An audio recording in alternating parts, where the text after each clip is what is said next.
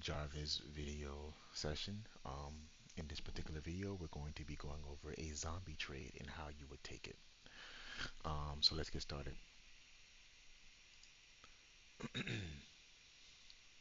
So first, we have a buy signal.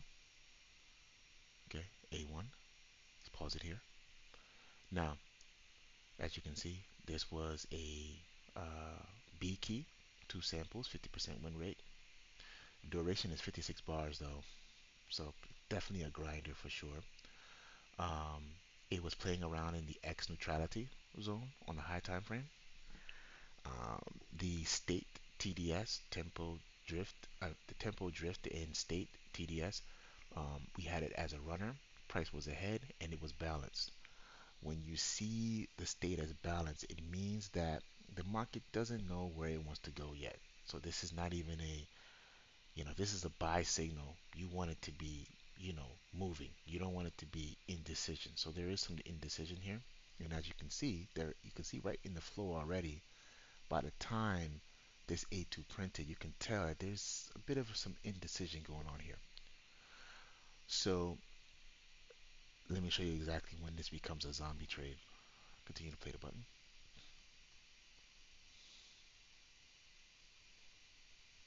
here. So you'll know when a trade gets stomped out in Jarvis because Jarvis is painting every single candle it paints, right? So when a trade gets stomped out or a structure gets stomped out, or actually a trade gets stomped out because structure is structure. When a trade gets stomped out, you're going to see an X come up right in the trade status. Right before the key, you're going to see an X. And that X signifies stomp out. Now you find the specific candle that caused the stomp out, which is this candle here. This is considered your confirmation candle. So at this particular point, what you're looking for, remember, confirmation is confirmation A1, A2, that's your acceptance. A3, A4, that is your audit on that acceptance. So basically, you're looking for four candles to get a true acceptance that the market wants to go in that direction. You do not get in on confirmation. Never get in on just this candle. No, you gotta wait, okay? Because the market is a waiting game. So now you see this gets stomped out here, okay? So what you're looking for is within four candles to for those candles to grow close back above what we call the event horizon. The event horizon is basically the starting point of where this all happened. At the very minimum, you need at least three candles before this stomp out. Okay? The true event horizon, though, if you really want to keep it honest, is this guy here because this is where it started. And as you can see, it was going down ever since then. But you want at least the event horizon for the next four candles to at least cross over at least three minimum. So if you look at this particular candle here, this actually closed above one, two, three, four candles. So this would be your entry point here. Okay, but this is an A1. So what you need at the very minimum when it comes to these type of zombie trades, get your A1 and A2. Okay, at least let's see what the A2 prints, whether it's going to be a full rejection or if it's going to be a weak follow through, you need a print. So let me go ahead and print what the A2 will look like.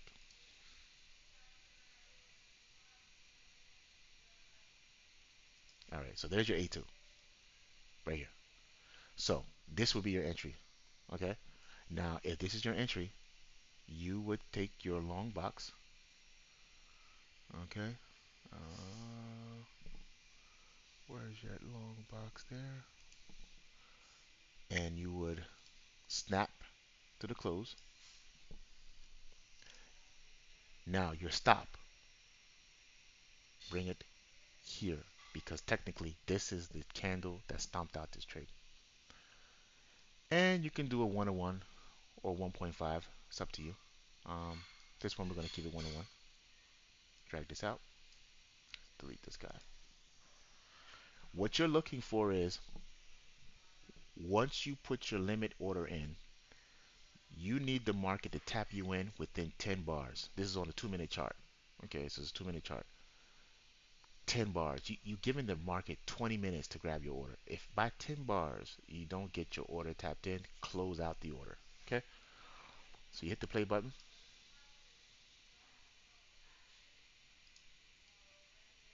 Now this could have been your tap in, possibly.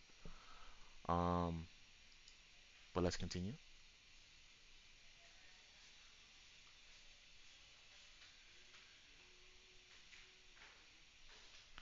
All right. So that's your tap in here.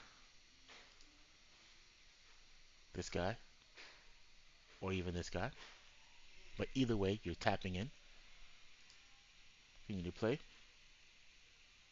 That's definitely your tap in if that was going to be the case. But let's just continue.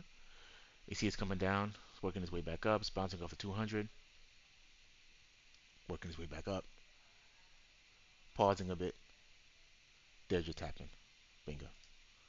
Now, you ask yourself, why a zombie trade?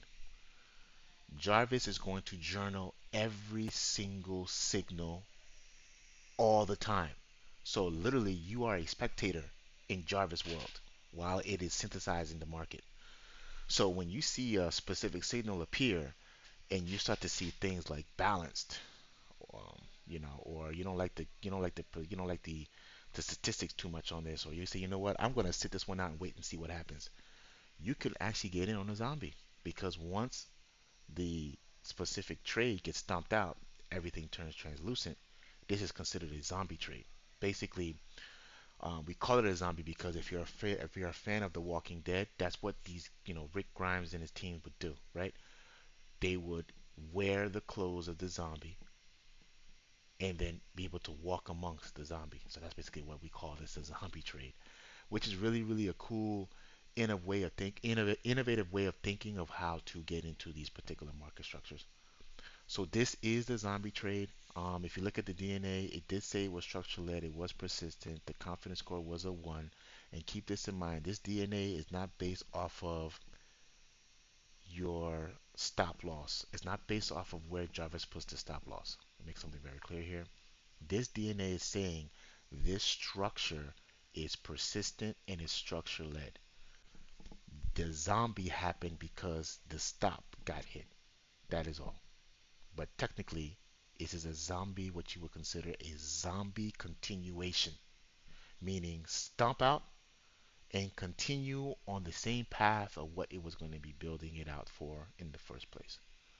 So I hope this video helps. This is called a zombie trade. If you want to learn more, definitely follow Jarvis Market uh, Structure Protocol on Twitter.